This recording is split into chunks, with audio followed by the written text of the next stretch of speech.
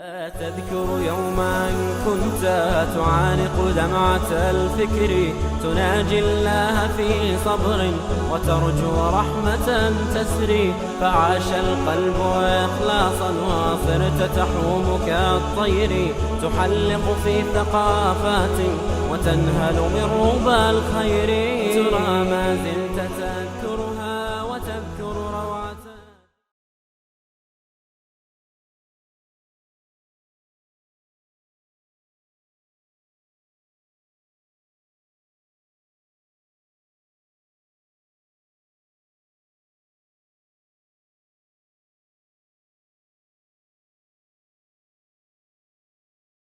أعوذ بالله من الشيطان الرجيم بسم الله الرحمن الرحيم اللهم صل على سيدنا محمد وعلى آل سيدنا محمد وأصحابه وبارك وسلم. Amma ba'd, Assalamu alaikum wa rahmatullahi wa barakatuh. And to those who may not be very familiar with that greeting, it's essentially a universal message which means may the peace and blessings of the Almighty, our Creator, descend upon each and every one today. Welcome to this, the fourth Sunday Forum broadcast, coming to you from the studios based here at the Al-Quds Broadcast Center, Gatesville, Cape Town, South Africa.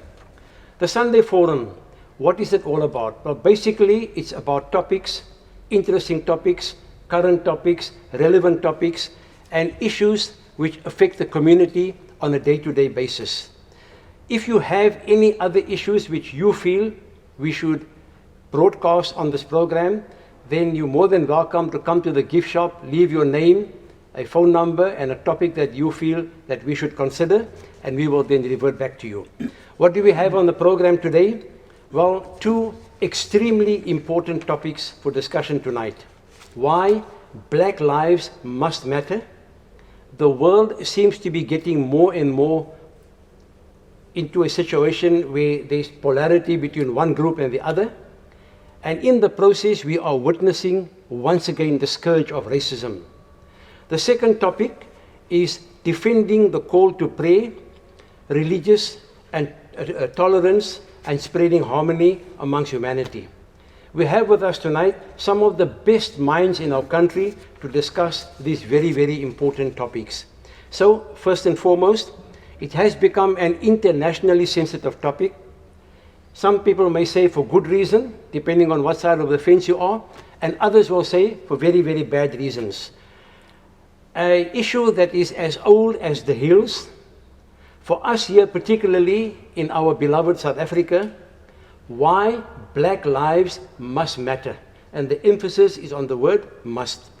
To discuss this very important topic today, I have with me a very, very great panel.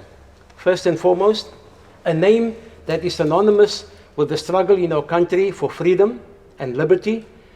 Personally, it brings me many, many great memories of the days of the UDF, an organization that he founded. A great and a prolific orator, Dr. Alan Busak, an absolute pleasure, honor, and privilege to have you here today. Thank you very much, sir.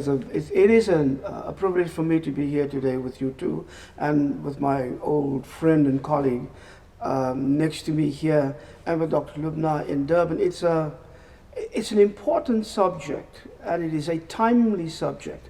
Congratulations to the mosque. Thank you. For raising this issue. And it is also important the way you phrase the question. Not only that Black lives matter, but it's now clear that Black lives must matter. If one looks at the amazing backlash that we've seen since the Black Lives Matter movement has started, that is, I suppose, the best way to approach the question. Thank you so much. Then, via the marvels of Zoom, political scientist, analyst, and commentator, and a lady that says it the way it should be said, based at the University of KwaZulu-Natal, Dr. Lubna Nadvi. Thank you so much for being with us here today. Gee, thank you so much for having me, and assalamu alaikum to all your viewers, and greetings to the guests in the studio as well. Thank you so much. Wa alaikum salam to you.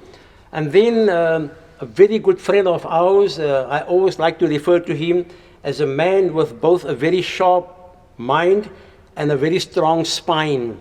The Imam of the iconic Claremont Main Road Mosque, Dr. Imam Rashid Umar, Assalamu alaikum and welcome. Wa alaikum salam wa rahmatullahi wa barakatuh. It's a privilege and an honor to be here. And I want to again commend you for this important topic of Black Lives Must Matter. Thank you very much. So we hope to make this a very interactive discussion, Cape Town, Durban, linking up together. Dr. Busak, if I may impose upon you with the first question, and it's a very general question, maybe in the space of maybe 2 minutes. Black Lives Matter has become a global issue.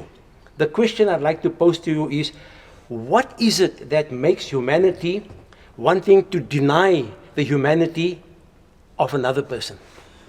That's a huge question that one cannot simply quickly answer. But let me say, I think fundamentally, it is a denial of our common humanity, of the fact that we are all children of God, created by God.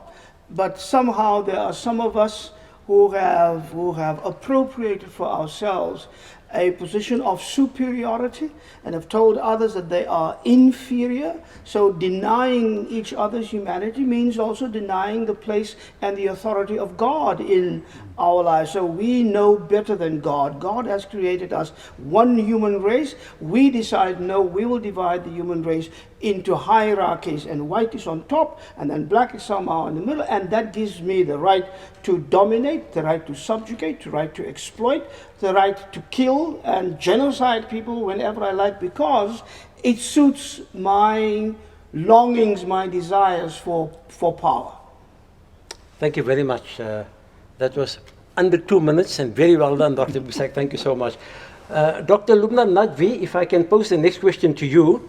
Based at the university in Durban, the topic at hand basically is the one where there is a grappling of the minds. And the question is, changing the mindset of people from a young age is important. Do you feel that we have succeeded in doing that at institutions of higher learning? Well, I think that we live in a society that is very complex, and of course, if you look at what is happening around the world, there are so many different ideologies that exist, and young people get exposed to these ideologies. As a political scientist, we talk about sort of right-wing politics and left-wing and so on. And so ideologies are really what define our societies, and people tend to subscribe to different ideas. They are liberal thinking people, they are very conservative, authoritarian people. So I think that young people, youngsters, whether they're from a school going age or university level students, they get exposed to the ideas that are out there. And of course, these ideas contest with each other. If you are in a university classroom, you will see how young people will debate with each other and contest with each other regarding what they believe to be correct. But I think that's where we are right now. There is actually a contestation of ideas, particularly in South Africa. You have all of these debates going on around, for example, the land issue, around race, around what constitutes, racial identity, around gender-based violence. So if you're asking the question of whether we've managed to successfully change people's minds, I think that it depends really on where the young people are coming from. And where we are right now is that there's a contestation of ideas. Young people are challenging each other, particularly those who are very politically active. If you look at what's happened in South Africa over the last few years, from Peace Must Fall, which was a very politically dynamic movement, you see where young people are today in terms of engaging around the challenges we have currently, COVID-19 challenges. So we are seeing young people engaging each other with regard to changing mindsets. Mindsets can only be changed if they are open to change and if the ideas are powerful enough to move them to change. And so that contestation between conservative ideas and liberal ideas is there, always will be there. But I think we're seeing some success at universities where people have that space, that platform to debate with each other and engage each other. Okay, thank you very much. Dr. Rashid Umar, I'd like to pose the next question to you. Has the faith-based community done enough to promote racial harmony? Bismillah ar-Rahman ar-Rahim. Given the deep-seated and the chronic nature of the scourge of racism, and its stubborn persistence from the very beginning of history until the present times. It is palpable that all of us, including the faith communities, have not done enough. We have not tackled the problem robustly enough. Now, this is not surprising, because the faith community has not done enough to combat the scourge of racism, and their current inadequate role resonates and corresponds to the role of the faith community leadership during the anti-apartheid struggle, this evil, of racism in the form of apartheid.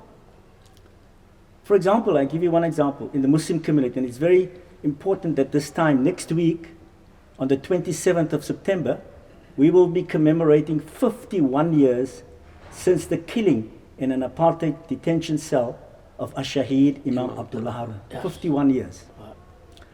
Now, Imam Harun in 1969 was detained for 123 days.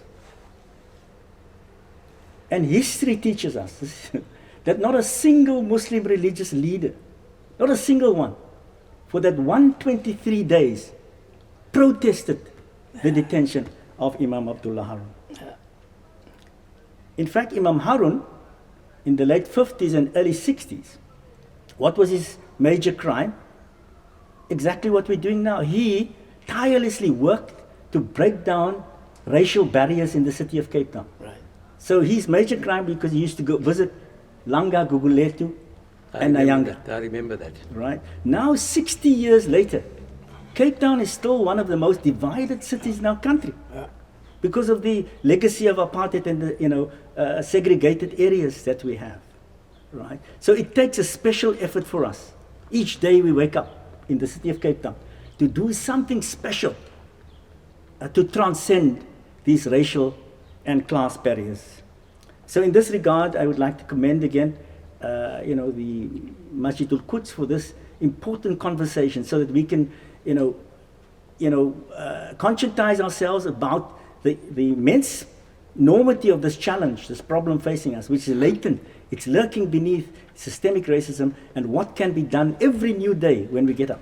That the faith communities have a special moral responsibility to lead us into robustly tackling the question and the scourge of racism. I just want to mention on a positive note, not that your talk or your response has been negative, not at all, but on a very positive note, so that we can all appreciate the late Imam Abdullah Harun, that last year, like we do every year, we have 1 month where we dedicate a theme for the 4 or the 5 Fridays of the month.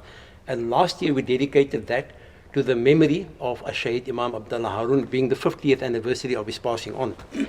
And we normally get a very sizable number of people that come to this mosque from all walks of life.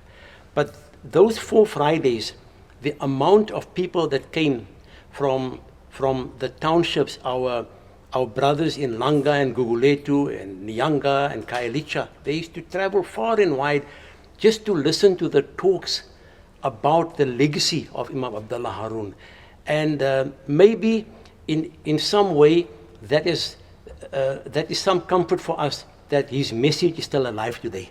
Message is still alive today. Can I just say that this is important, though, that we must always remember that Imam Harun was a hero, but not just for the Muslim community. Sure. Those of us from other faith traditions who became aware of our responsibility in the struggle were looking up to him. I mean, for me, living here in Cape Town, he was as important an impact and influence on my life as was Chief Albert Lutuli as a Christian leader. So when we used to talk about people of faith who made an impact on us and who steered the struggle in a certain direction, held up values that were important for us to hold on to, and made sure that the revolution does not become unhinged from its moorings and from its values. Imam Harun was one of those major figures for my generation. So I just need you to know Sure, that it's sure. not just within the Muslim community, but for all of us for whom the struggle was important. He was this shining light Absolutely. Thank you so much. that helped us understand what our responsibilities were. Thank you. Dr. Busak, the next question, sensitive one, but I'm sure that you'll be able to handle it in the way it should be. Have we South Africans genuinely, emphasis on the word genuinely, embraced our so-called black South Africans, or is there still a lot of tokenism around? Oh, well, no, we haven't. That's a short. I mean, let me put it this way. We have, as one of our precious principles, always in the struggles, the principle of non-racialism. And non-racialism is inexorably linked with equality. So you cannot be a non-racial society unless you are an equal society. Well, South Africa has never been an equal society, but we've also seen that whereas non-racialism and equality was part of the ideals of our struggle, not very much has happened with it, certainly since the last 25 years, and we moved into a new kind of democratic society. Racism is an unconquered evil in our societies. Racism has been pampered. We had this reconciliation project, but we talked about reconciliation as if racism never existed. We talked about reconciliation as if the main part of our reconciliation project was to pacify white people, not to offend them by raising the question of our history and of white supremacy and of white privilege. And so, because we spared white people their feelings, our insights on our own racism was never really tested. And so that kind of dishonesty is the kind of thing that comes back to bite you. So no, we haven't. And now we stand in a situation, I wish during this course of the conversation, we can talk about that must, that you said, why Black lives must matter. And not only in the United States, but also in South Africa. And what is it when we say that Black lives must matter, and what does it mean for power relationships, apart from human relationships, when we talk about this? So I hope that we can come to that point in the conversation. But no, South Africans have a lot to learn, and in many ways our people in the Western Cape have become more racist in the last 25 years than I remember us being. And racialism and non-racialism, I talk too much, but non-racialism is not impossible. With the United Democratic Front, we saw what it meant for people of different colors and different faith traditions and different cultural traditions and languages to come together and stand as one, united against an evil force we called apartheid. If it was happening then, and it was possible then, what is it that now makes us ask the question, why are we not yet a united nation with social cohesion, with racism conquered? So that question needs to be discussed. Thank you. Dr. Lubna Nadvi, a vital aspect of trying to change the mindsets of the younger generation obviously has to be the transformation process at the structures of our institutions of learning like a university or so on. Is there still resistance to that on the part of what we would call the old guard? And if so, why? So I think that there's been a lot of transformation that has happened across several universities. But there are still those universities that have not transformed. And that is evident in for example, the kind of staff that get appointed, the kind of curriculum that is offered. That's still very much a Eurocentric curriculum. I think given that because you're in Cape Town, the example of UCT is quite important.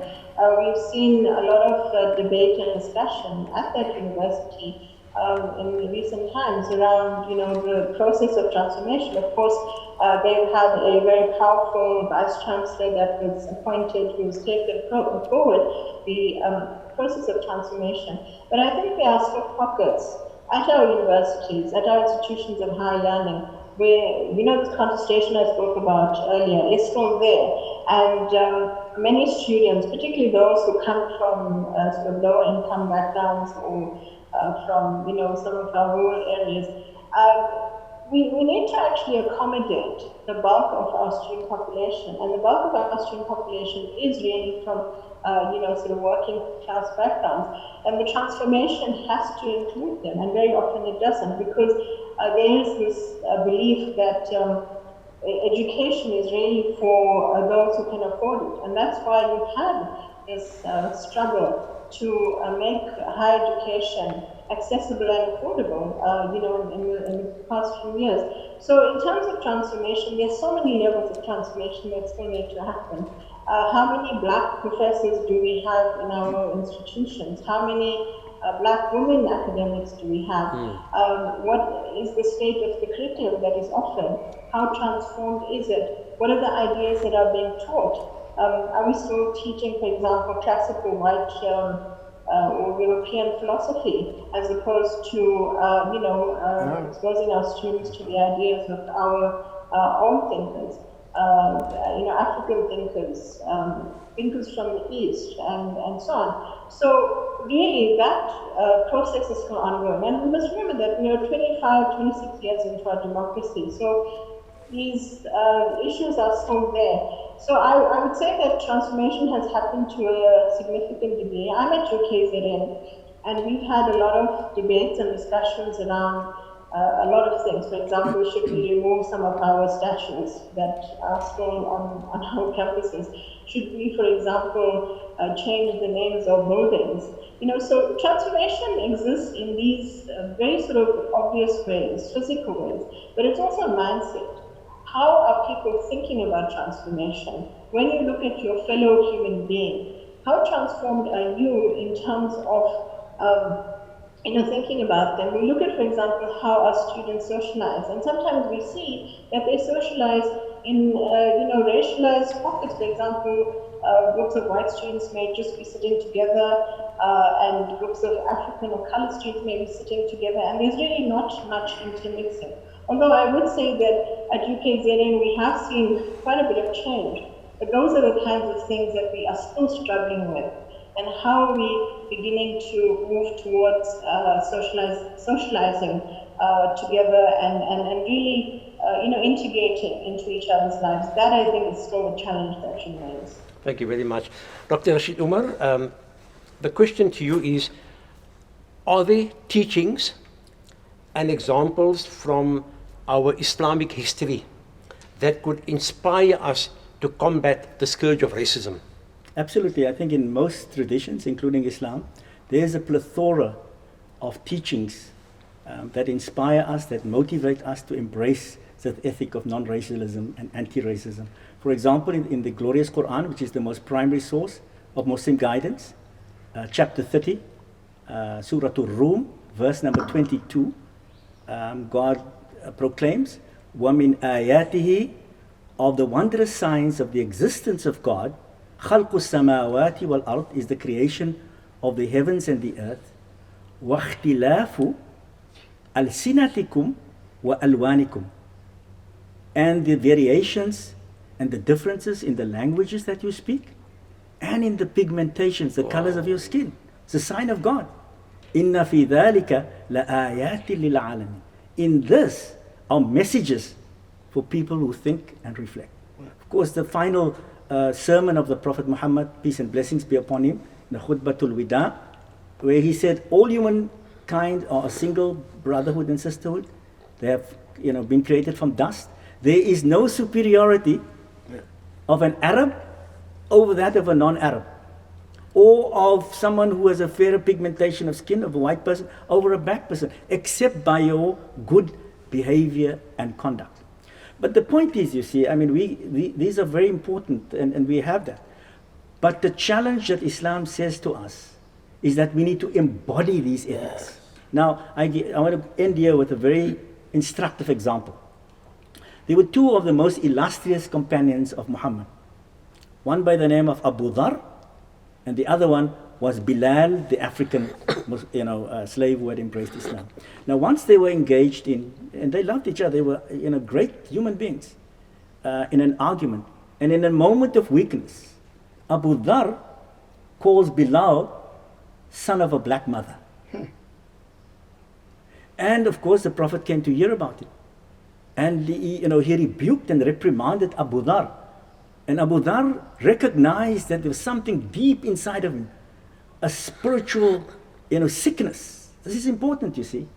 A spiritual, which exists in all of us. We have been socialized in apartheid. Yeah. It's easy to say, I'm not racist. It's better to acknowledge that. So Abu Dhar recognizes this. And what he does, he goes to look for Bilal.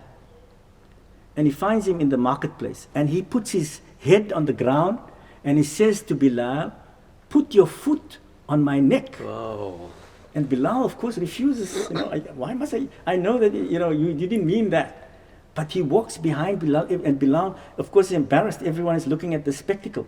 So he quickly puts his foot on Abu Dhar's neck, and Abu Dhar stands up and he kisses him on his forehead and he asks him for forgiveness.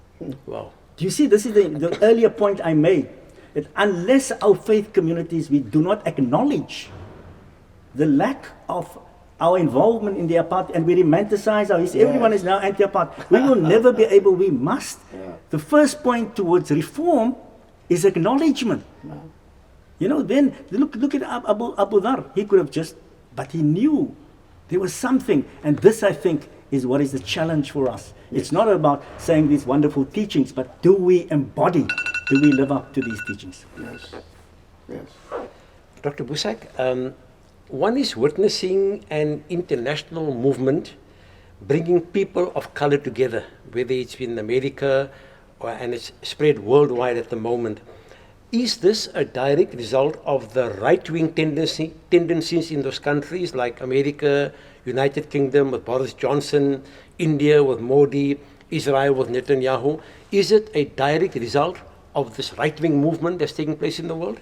No, it is not as a result of the movement. It is a result of a growing understanding of a global system that we call imperialism. Now, America may be the heart of that empire, and it has all sorts of little minions across the world, and you just mentioned some of them, in the UK and in Europe and in India and other places in the world as well. But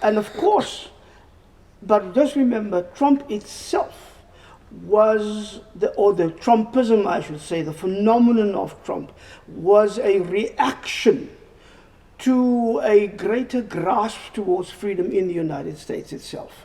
Now, of course, it's true that there's always this negative element. Black Lives Matter was formed after 2012, when Trayvon Martin was killed in Florida by George Zimmerman, and he got set free in the courts by the judge, never charged, and the law that they use is he stood his ground, even though he was the one who pursued this young man and who harassed him and then finally killed him.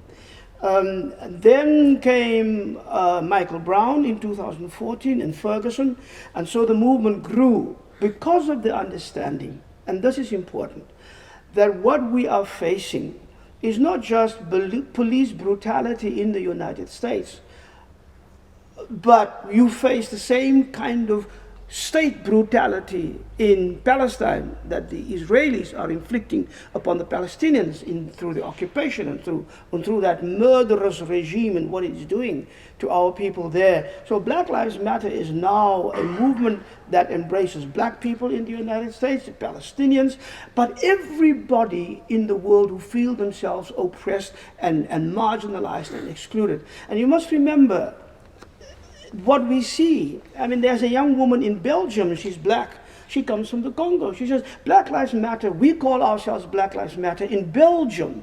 And it's important because it's not just about the lives of George Floyd or this young man that they shot last week. As we speak, there are over 670 people who have been killed by the police and the white vigilantes in the United States since March. Since March. Think about what that means. And think about the blood-stained, soaked sands in the United States as we speak. But this young woman said, under King Leopold in the Congo, 10 million of our people were killed. I'm not even talking about those who were maimed. If you don't show up at work, he chop off your hand. Things like that. Now, she says, those 10 million people died, never talked about. Have you heard about that in your history books? No, because black lives did not matter.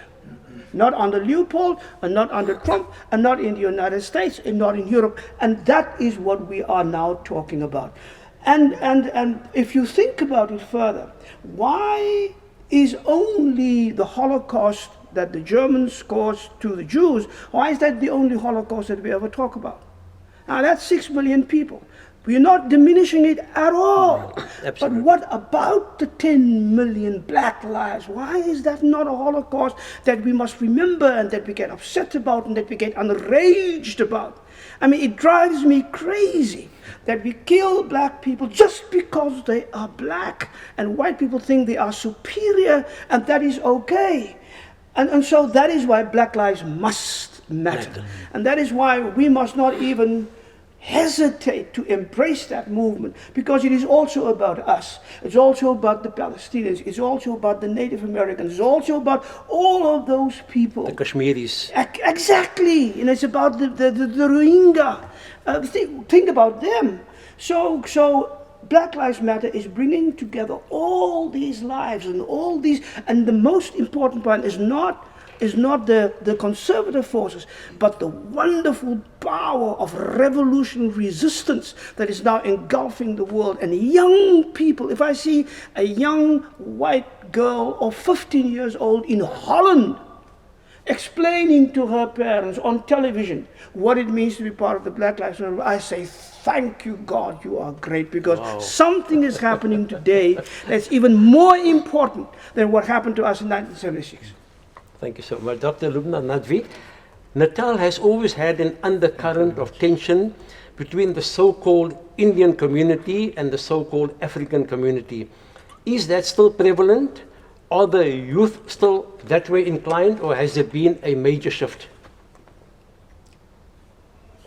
So I think it's important to put that into context, because we have seen that in this part of the country, there has been moments where you've had political solidarity between the Indian community and the African community working side by side to take on oppression, to take on the apartheid regime, and so on. So I think that when we talk about the racial sort of issues or the undercurrents of tensions, that has to be put into context. But then, of course, we've also seen extreme moments of violence. The 1949 race riots, for example, very tragic and very unfortunate. And so that is also a part of our history, and we can't, forget about it. But we have to learn lessons from those, incidences. In a more contemporary context, we're seeing politicians, for example, who tend to incite violence against, certain race communities, and that is very unfortunate. What we need to actually aspire towards is actually, cooperation and coexistence between, different racial groupings. And I think in a sort of post-apartheid world, we actually have to, of course, race is still important, but we still use these racial categorizations of African, Indian, colored, white. And, as an academic, I'm someone who believes that while we must acknowledge that race is a critical part of, our lives, that we must actually just see each other as human beings. You are my brother, you are my sister. And so race has been used as a way to set us up against each other. And that, for me, is a problem. When you talk about how do young people in this part of the world think about race, when of course they're going to be incited to engage in violence against people from another race group, ideas are sort of put into their heads that, a certain community of people is your enemy. What is that doing to those young people? So we need to actually create a positive role model, some positive ideas, and create opportunities for young people from different demographic groups to be able to engage with each other. Universities are wonderful spaces where that actually happens. So in my classes, for example, I see Indian students sitting next to African students, sitting next to white or colored students, and of course our international students as well. And the classroom is a wonderful space for that diversity to flourish and for ideas to be exchanged. Of course, when you leave the classroom and then there's other things that are happening, then you see those kinds of tensions emerge, those sort of opportunities where people can turn on each other, and that's very unfortunate. So we need to find ways to integrate people, both within the sort of, whether it's a classroom setting, in their social spaces. But just to kind of summarize, I think KZN is a wonderful space for racial kind of or multicultural harmony. We have wonderful examples of where people get on with each other, engage with each other, especially around the festivals and the cultural exchanges. So the young people are seeing all of this. And we will have the 160th year anniversary of the indentured Indian community. And we're seeing events that are being planned. And so that must draw in people from the other race groups to understand the heritage, the history of the indentured Indian people who came to Natal, and what they did and what they sort of, later generations did to fight against apartheid and to fight against racism. And so those are the kinds of things we must encourage young people to think about, to know about, and to learn about the history. Thank you so much. Dr. Rashid Umar, the second last question. Why has the Black Lives Movement not made such great strides in our country? Well, it's very complex reasons, but I want to underscore one particular reason. I think that the Black Lives Movement and its lack of response in South Africa is the same like any other social justice movement, like, for example, the fight against corruption, against femicide and gender-based violence, against gangsterism and crime. I think, sadly and tragically, in the last 25, 26 years, there's a culture of self-entitlement and individualism that has developed in our country. Unfortunately, I call it a culture of the me, myself, and I. Right? No one wants to belong to any organizations any longer. So you find even our mosques, membership, churches' membership is down. People don't want to belong to trade unions, to civic associations, to sports clubs. And that diminishes, our leverage for social action. Right? Because together we can change things. Right? If we, this is the wonderful example of the UDF.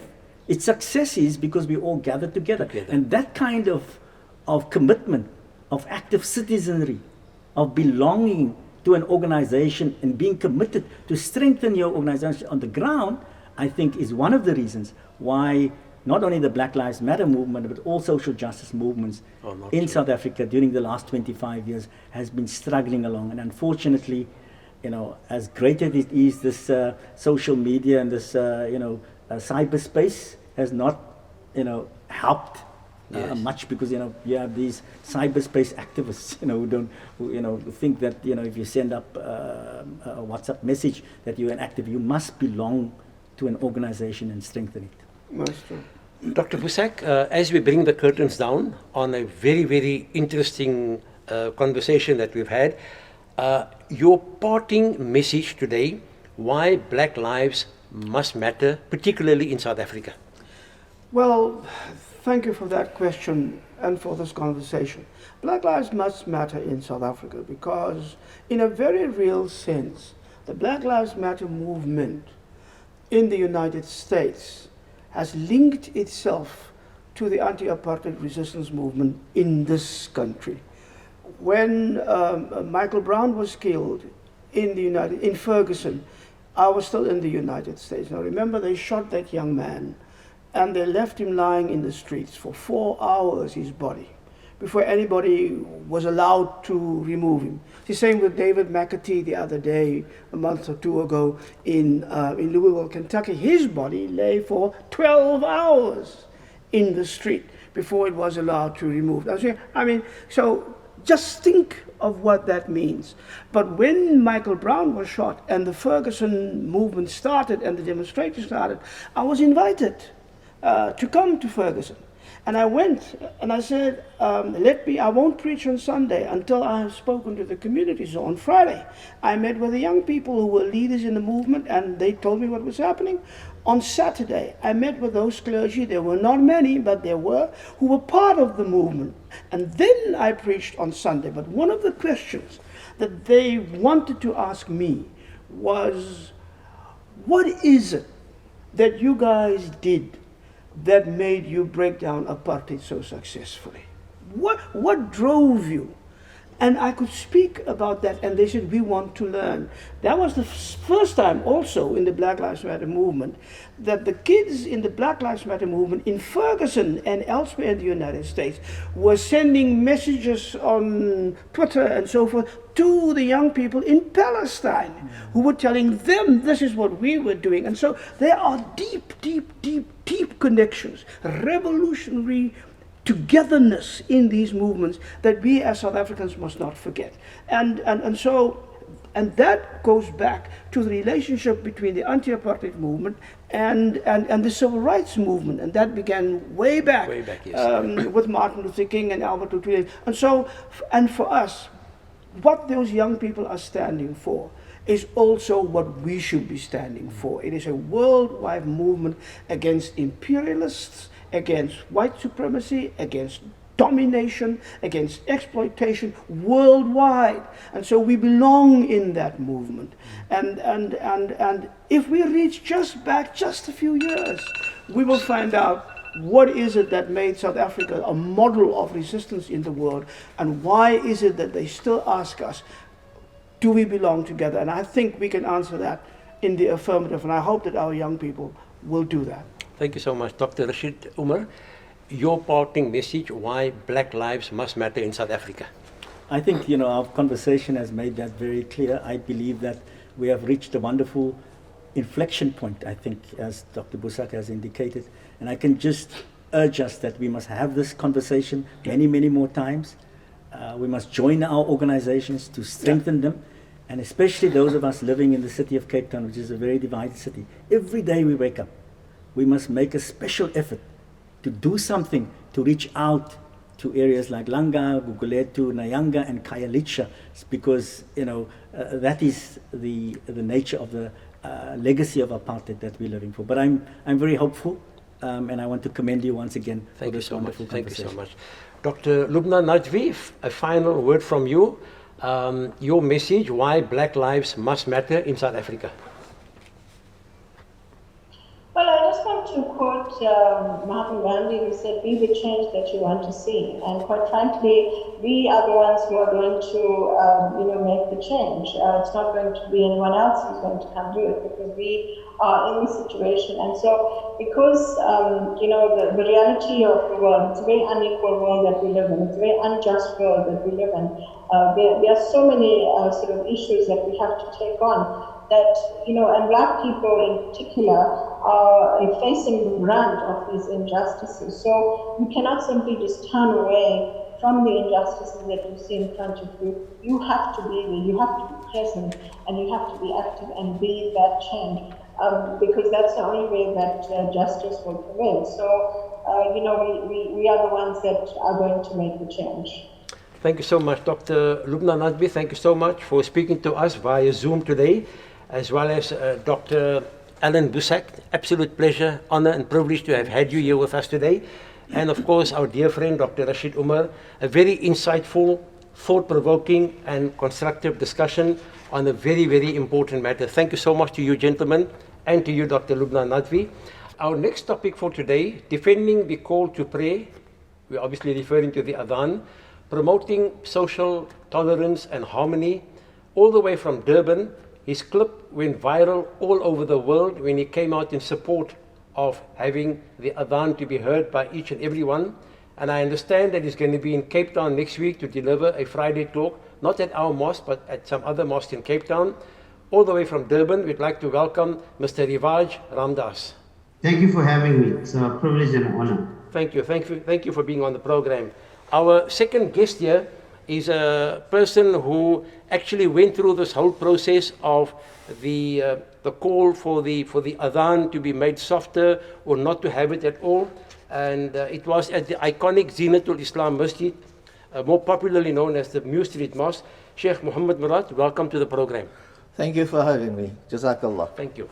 And of course, our third guest, very well-known personality, author, journalist, radio host, TV host, photographer, compiler of possibly the most popular Muslim calendar in the country, Brother Shafiq Morton. Thank you so much, and Assalamu alaikum. Thank you. I'm glad you didn't include troublemaker. Rivaj, I'd like to pose the first question to you. The call to pray essentially is a Muslim matter. You, as a person not of the Muslim community, you strongly defended that call, and your call, as I said, has gone viral. What prompted you to take that stand? Well, firstly, let me reiterate that it was the correct thing to do. You know, I belong to a team of noble men and women. We call ourselves the Tactical Shooting Team. And, you know, we are well respected in the community. We are regarded as leaders. And we've always championed the cause of prayer. You know, all our members belong to different faiths. And we love each other unequivocally.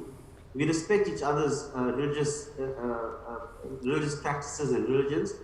And, you know, historically, we've been going to, if our team decides to go to a temple, we all go together. If we go to a mosque, we all go together. If we go to a mazar, we all go together. We go to a church, we all go together. And everything that I'm saying to you is well documented on my Facebook. You know, you need only go back and start researching the Tactical Shooting Team and seeing what we stand for. I must tell you, a month and a half ago, we had Muslim member of TST, Christian members of TST, and Hindu members of TST. And when I say Hindu, I mean Tamil, Telugu, Gujarati, and Hindi speaking within the Hindu faith, all go and clean a temple in Asheville, Durban. And I've got more than 40 videos of our members going and cleaning a temple. You know, so I think when the Azan was banned, you know, it was something that really hurt us. It really affected us. And I'm saying to you that it was something that actually brought a tear to our eye, because the truth of the matter is, you know, we understand the significance of the Azan. We understand how important it is in our community. We understand that we are living in a day and an age of diminishing values. The Azan being broadcast 5 times a day, you know, it heralds well for the general health and well-being of our community. You know, if we understand that the Azan is a call to prayer, it's a call to duty. You know, we have all been deployed here on earth, and we are on active duty as God's soldiers. So the Azan represents us doing what we've come here to do. We've come here to be good human beings. We've come here to serve God. We've come here to worship God. And, you know, while you may say that it's a traditionally Muslim practice, I must say to you that I beg to differ slightly in my interpretation of the Azan. The interpretation of the Azan as we interpret it, it's a call to prayer. Now, you do not have to be a Muslim to understand that you need to be reminded of God. You know, when the Azan goes off, no matter which religion or faith you belong to, it's instinct that you would think of God. And what can be better? You know, what could be more beneficial to the community than praying to God? You know, and the other thing is, we fully understand that when people pray, the prayer does not only benefit the devotee. You know, that prayer reverberates throughout the community. That prayer benefits every human being and animal and plant life, because the positive energy that's generated through prayer is it resonates throughout the community. So we believe that we perceive this High Court order as an attack on God. We perceive this as an unprovoked attack on every God-loving, peace-loving, patriotic South African, because if there's one cause that we all need to challenge and fight, it's the right to pray. We must never sit down and accept that anybody is going to stop us from worshiping God. You know, this country has failed dismally to deal with issues of corruption, issues of service delivery. People are starving and they're suffering. And the only hope that we have is in our prayer. You know, they say when you take your promise to God and you pray about it, He listens. So we are facing a global pandemic that threatens to wipe mankind out. Thank you so much. And that's the COVID pandemic. Thank you so much for that answer. If it's time for us to pray, it's now. Thank you. Sheikh Murad, I'd like to pose the next question to you. This issue surfaced last year when your Adhan became a hot issue, and it became an issue throughout the country. You got support from all over. How did you manage it at the time? First of all, Assalamu alaikum wa rahmatullah. And allow me first to thank and to express my sincere gratitude for our brother that has expressed his defense with regards to the call to prayer. And I'm going to name it call to prayer. And I have a reason for that, because I'm also a member of the Interfaith movement, and we respect all calls to prayer. We handled it on the basis, number one, when a person moves into an area and you want to buy property, you're going to look at what would be beneficial to you, what you would be close to your amenities, to schools, etc. When the person moves in and he knows he's close to a mosque, he must know for a fact, not be made aware, but he should know that there's going to be a call to prayer 5 times a day. Now, if you didn't like that, why did you still buy in the area? That's number one. Number two, you mentioned support. We had this issue going out on social media. And fortunately for us, it was during the month of Ramadan as well, where this thing really surfaced. Yes. And we know everybody is on a spiritual high that time, and they want to hear that Adhan. They're not going to stand back. So we didn't just get a local support. Social media went out and we got global support. People from all over the world supported us. And I think we were within our rights as a religious people. But also, our stance was not just the Adhan. Our stance was any call to prayer. And that is why we approached the council, the city council, we approached all those involved in the city to say, listen, we are prepared to fight the bylaw. And the bylaw means that we have to have the right to call to prayer. Now, whether it's going to be a bugle, whether it's going to be a whistle, whatever it's going to be, we have the right to call to prayer. And I think on that particular line, on that basis, we managed to get the support of all religious groupings. Believe you me, we have received letters and support, whether it was Christian, it was Jew, whether it was Buddhist, everywhere from all over the world. And I think we took that line simply because we needed to bring the attention to the people to say, excuse me.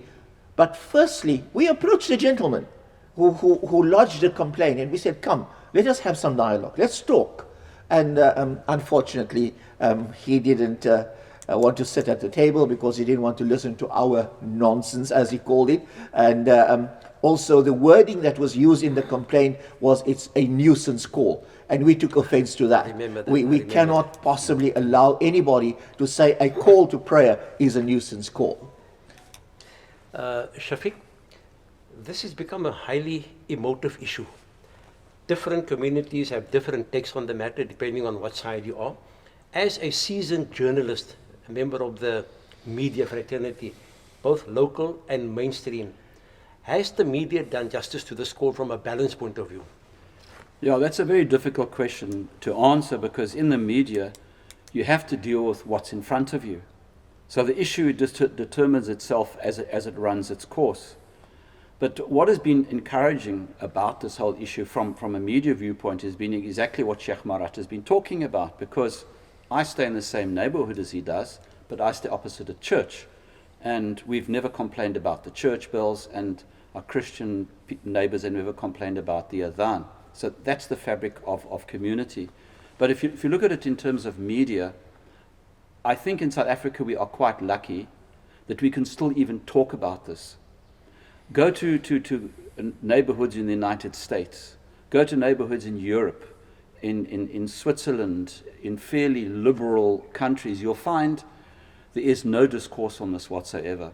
And from a media perspective, the refreshing thing is the fact we are talking about this today. We spoke about it in the media, and the way that we can frame it. And we frame it in terms of our Constitution. In the terms of the Constitution, every religion is equal before the law. We're all equal as human beings. Sure. And that, to me, from the media aspect, makes it a fairly easy story to deal with. The difficulties come when local councils refuse to divulge who's complaining, when sometimes they refuse to divulge even the nature of the complaint, and you go to court to find out exactly what you face. Okay. Rivaj, I'd like to pose the next question to you. When you took your position to defend the call for prayer, how was your stand taken by the broader members of the community in Durban? You know, I must say to you that this has been a very overwhelming experience. It's been an experience that has really promoted Ubuntu and brotherly love from all sectors of not only the South African community, but globally. I must say to you that, you know, I interpret this whole banning of the Adhan as God's work. Because, you know, what was supposed to be a very divisive move based on hate for a race, and I do not say this lightly. I've had a look at the heads of argument that were presented to court. And I must tell you that it's you know, it's something that's so hurtful and offensive, because in the heads of argument, the Adhan was not the main issue.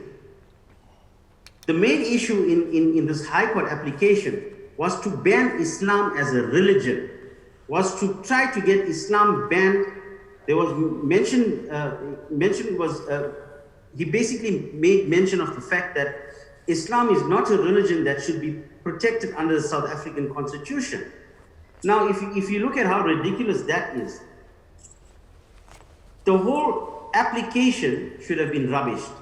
Instead, the judge realized the nonsense within the application, and he chose to rubbish parts of the application and deal with the Adhan issue. The Adhan was a side issue, you know, and I think our community needs to be aware that this is tantamount to what Hitler did, you know, in the Holocaust. This is a person hating on a race, hating on people, not only South African Muslims.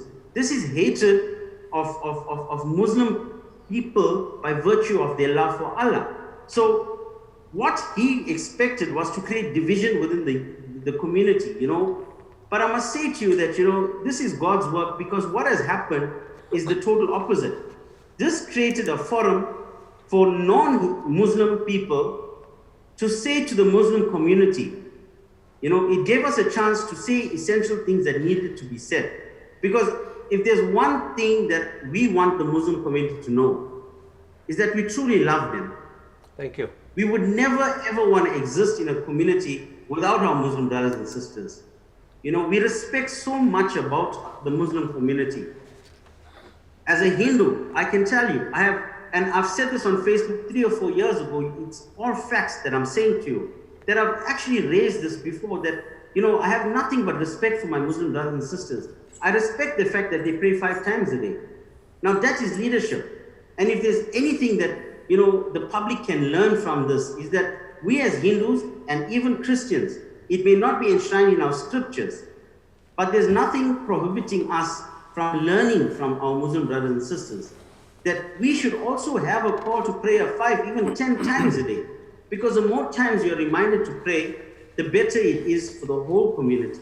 Thank you. You know, when you see a Muslim person with a beard, with a hat, you see a Muslim female wearing a hijab, you know, his dress reflects his love for Allah. He's dressing to please the Almighty.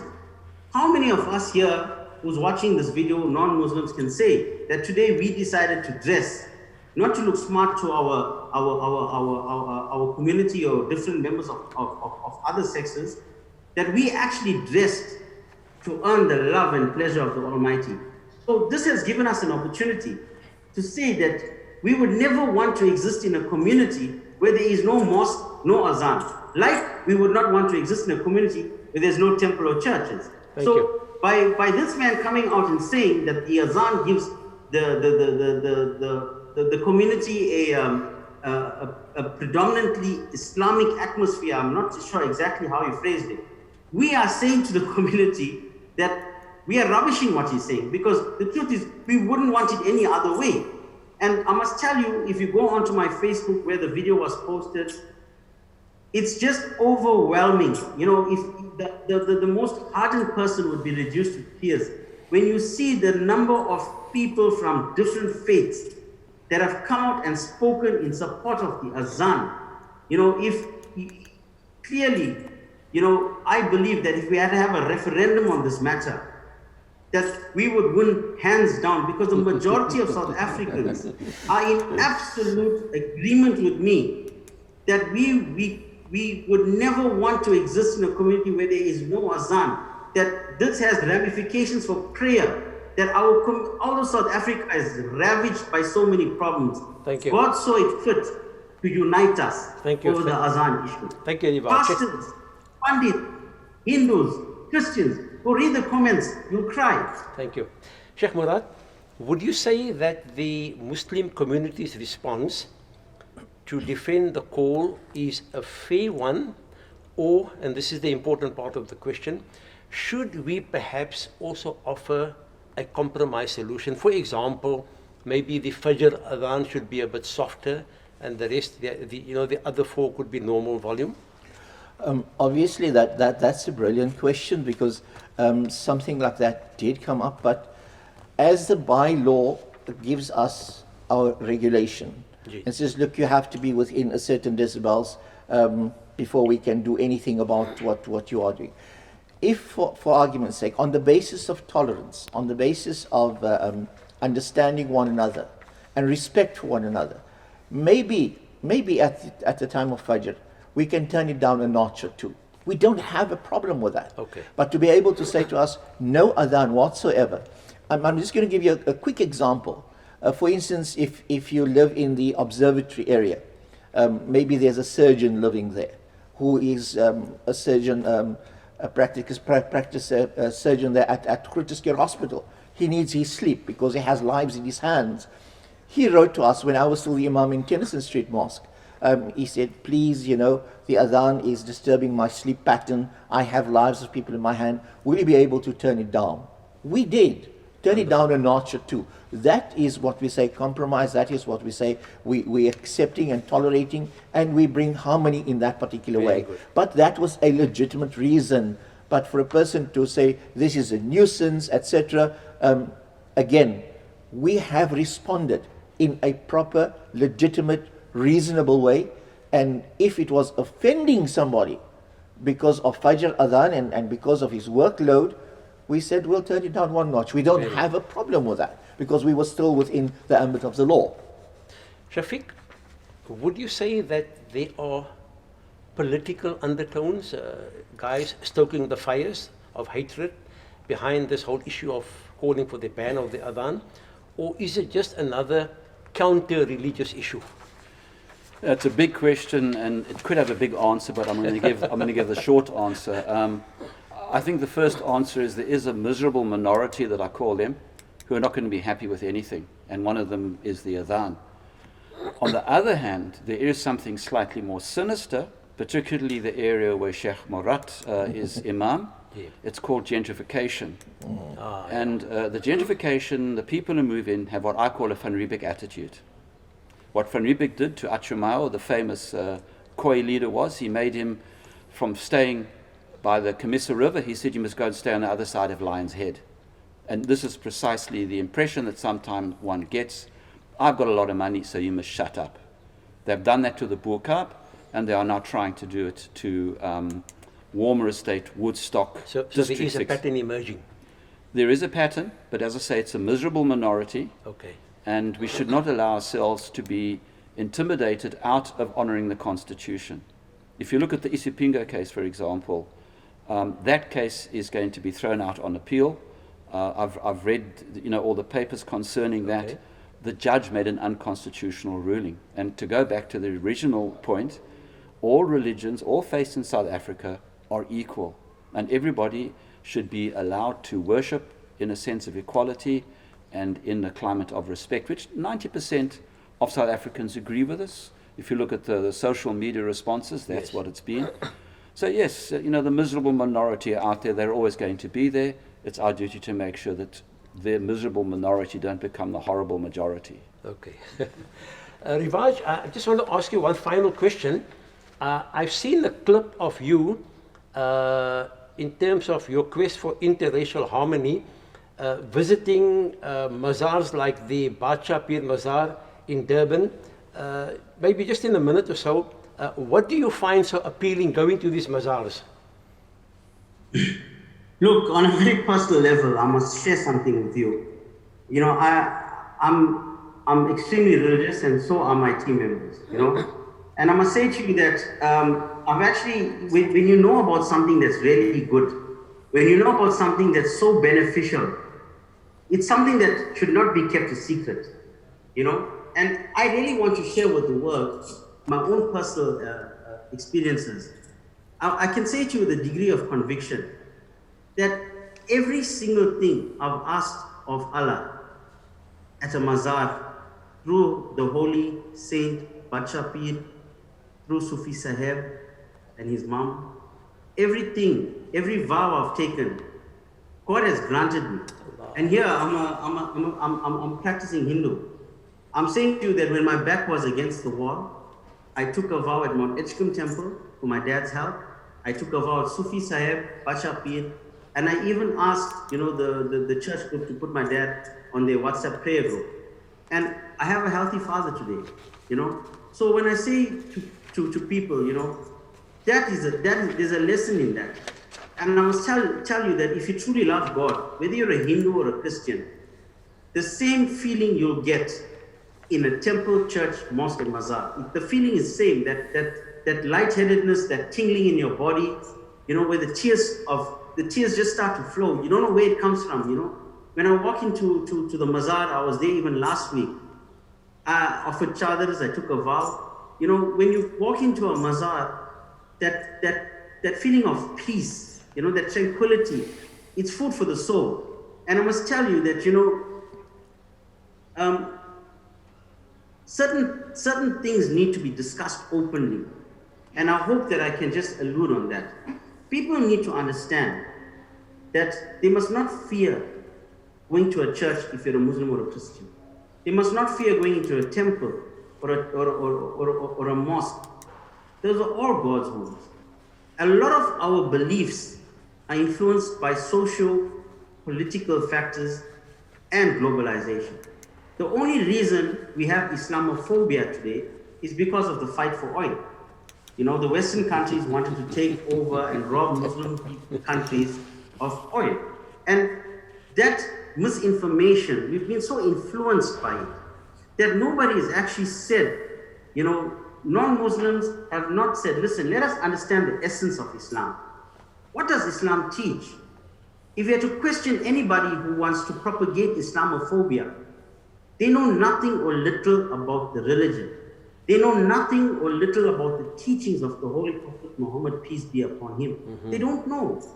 And this, I must say to you, is a well-kept secret because of the factors that permeate globally regarding politics and economics. But if you remove those factors from the equation, you would find that Islam is a peaceful religion that teaches people a good way to live, to practice, to please the Almighty. Thank you. And there is nectar to be obtained from every religion. Thank you. My advice is eat the meat and leave the bones. Thank you, Rivaj. Sheikh Murad, final question to you, important one. Your mosque is situated in District 6, known for its racial harmony in the good old days between Muslims, Jews, Christians, and all other communities. With this controversy, has it affected that position at the moment? I can give you a very short answer, and that is no. It has actually expanded. We've got more people from diverse groups coming to the mosque, coming to visit, to see what's happening. People just standing outside just to want to listen to the Adhan. And with the grace of the Almighty, this is how the Almighty works. I mean, you try to put out and extinguish the light of God, the Almighty, He's going to Lights up so many more. He's going to show up so many more lights for you. But and that is what I can say, safely say, no, it has not diminished. It has increased the interest in the Adhan, number one, and also Islam, number two. Wonderful. Shafiq, final question to you, my friend. With this call against the Adhan, do you see it as an eventual threat to religious practices that we have been used to over more than 300 years in our country? No, it's going to be an enhancement. Because every single time somebody makes a noise about the Adhan, it makes people more and more aware of faith, not just of Islam, but of faith. And South Africans are very faith-centered, despite all the problems that we have, as the Ravaja so eloquently pointed out. So go for it.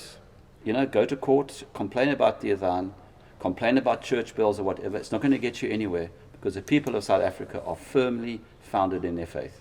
Wonderful. Thank you so much, Sheikh Muhammad Murad, Mr. Shafiq Morton, and Rivaj Ramdas from Durban, for giving us such a positive take on this, what sometimes appears to be a bit of a negative issue in our community. A very, very positive take. We thank you very, very much, and we'd like to wish all of you the best.